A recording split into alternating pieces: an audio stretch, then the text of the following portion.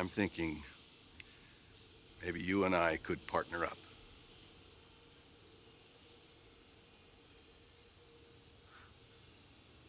In a 2005 phone call between longtime friends Vince Gilligan and Thomas Schnauz, they lamented their lack of work following the end of The X-Files, the 90s sci-fi mega hit they both worked on. Schnauz told Gilligan about an article he read about mobile meth labs, and the two joked they should get an RV and start their own business. Little did either of them know how profound this conversation would prove to be, or how the idea would actually end up paying their bills. But a mobile meth lab? That'd be the bomb. I mean, drive way out in the boonies, be all evasive. What inspired the pilot was a certain amount of desperation on my part. I had been without work for a couple of years when the idea for the pilot hit me. I was about to turn 40 years old, and I was thinking a lot about midlife crises, and was about to embark upon one myself. Of course, Walter White is having the world's worst midlife crisis, which in fact turns out to be an end-of-life crisis. One of the most critically acclaimed shows ever made, Bryan Cranston won an Emmy for Best Actor for his performance in the pilot episode. Breaking Bad is a show that still draws in viewers today. It's been 15 years since Breaking Bad premiered on January 20th, 2008. Why is it still so popular? And why would you want to revisit it? In this video, we take a look at some of the reasons why you should definitely rewatch it. And stay tuned to the end for a special announcement.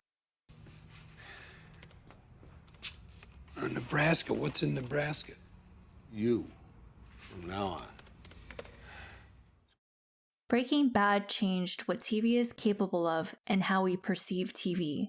For the majority of its history, TV shows and sitcoms were self-contained half-hour to hour-long forays into highly predictable and stable worlds. While you may not know exactly what Lucy and Ethel might get up to in any given episode, what kind of case Perry Mason would be working on, or whether Ross and Rachel would make up or break up, you could miss an episode or in some cases, an entire season, and not be lost when you tuned back in. That's because TV characters didn't change, and the plot of each episode generally followed the exact same formula. You didn't have to devote your undivided attention to each episode to ensure you didn't miss a critical detail that might be important in future episodes or seasons. There were exceptions, such as The Wire and The Sopranos, but outside of cable programming networks like HBO that had big budgets and more creative freedom, you didn't really see characters change.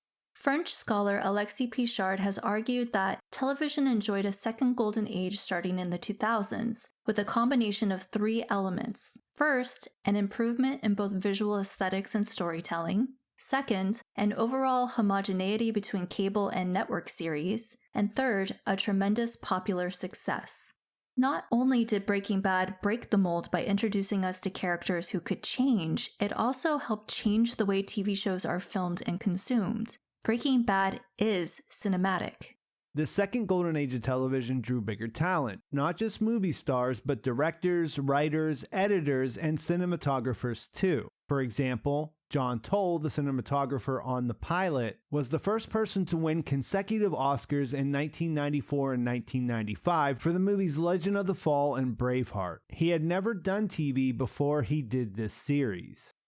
Unlike most TV shows, Breaking Bad was not primarily shot on a soundstage in Hollywood. One of the most recognizable features of the show is the stunning backdrop of the New Mexico desert. The immersion into this landscape lends a realism we're more accustomed to seeing on the big screen. Who the hell are you? You know. You all know exactly who I am. The higher production values were made possible in part by the advances in broadcasting and technology. The switch from analog to digital in June 2009 required full-power television stations nationwide to broadcast exclusively in a digital format. As a result, HD TVs became more popular. The digital revolution, coupled with higher definition TVs, created more cinematic possibilities for small screen production. It's got that thing where the blacks are like, really black. Netflix began to transition away from mailing out DVDs to the streaming that we know them for now in 2007, right before Breaking Bad hit the airwaves. The timing was perfect. Netflix didn't have a lot of original programming yet. They didn't get into scripted programs like House of Cards until 2013, so their library consisted of films and TV shows from other networks. AMC was still relatively new to original programming, and Breaking Bad had a modest viewership in its first few seasons on air. Netflix helped to bring the show to viewers, and Breaking Bad remains one of the most popular shows on the platform, even with competition from immensely popular shows like Stranger Things and Squid Game. Viewers who first discovered Breaking Bad on Netflix got to watch it in a whole new way. Binging and commercial-free viewing approximates an experience more akin to watching film.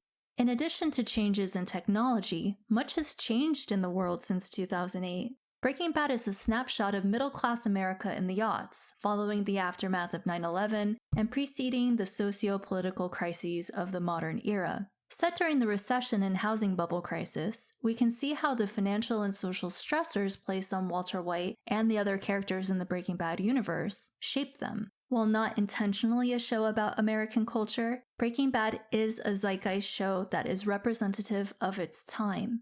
Watching it for the first time in 2008, or even a few years later when it first hit Netflix, is a completely different experience from watching it with the hindsight of 2020. We are currently in a global upheaval following the COVID-19 pandemic, and the way we perceive the world has changed.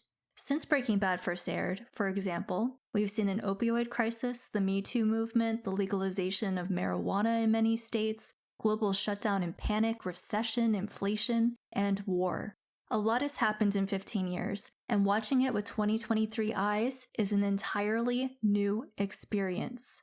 While our universal consciousness may have shifted since 2008, some things remain unchanged. Breaking Bad is an incredibly well-written and enjoyable TV show. There is a huge payoff for paying close attention when you watch this show. Clues hidden in the titles of a season, and the clever use of foreshadowing rewards viewers for investing their time. It is a smart, entertaining show with something for everyone, and one of those rare shows adored by critics and viewers alike.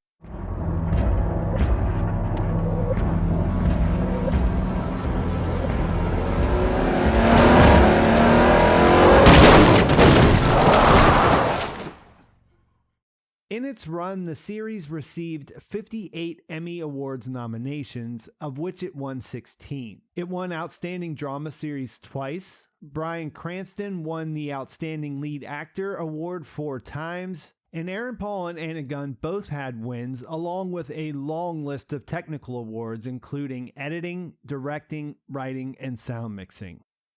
There are new things to discover each time you rewatch, like in a good book or movie. How many times have you watched your favorite film? Should we only ever watch our favorite show once? It is different every time we watch it.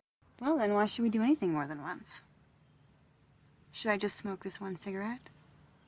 Maybe we should only have sex once if it's the same thing. Whoa, no. Should we just watch one sunset? Today, there is a seemingly infinite amount of content to choose from across the streaming platforms, cable, satellite, internet, and on demand. If you ever get tired of searching, it's reassuring to know you can always rewatch an episode of Breaking Bad when you're overwhelmed by the sheer amount of options or want to return to a familiar world.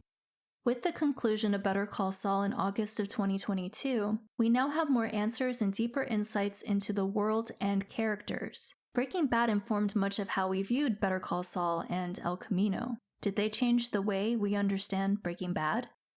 And that's why you should rewatch Breaking Bad. That and Vince Gilligan's Walter White, portrayed impeccably by Bryan Cranston. All the characters and actors are amazing, but the show does exist in Walt's orbit. His story came along at the right time. His journey is still relevant and interesting, and when you rewatch knowing how the story ends, you can better appreciate the way the creators crafted his rise and fall. You might not get the same shock that you got when you saw some of the series' most exciting moments for the first time, but you can gain a deeper appreciation for how they were set up and why they work so well. This is not meth.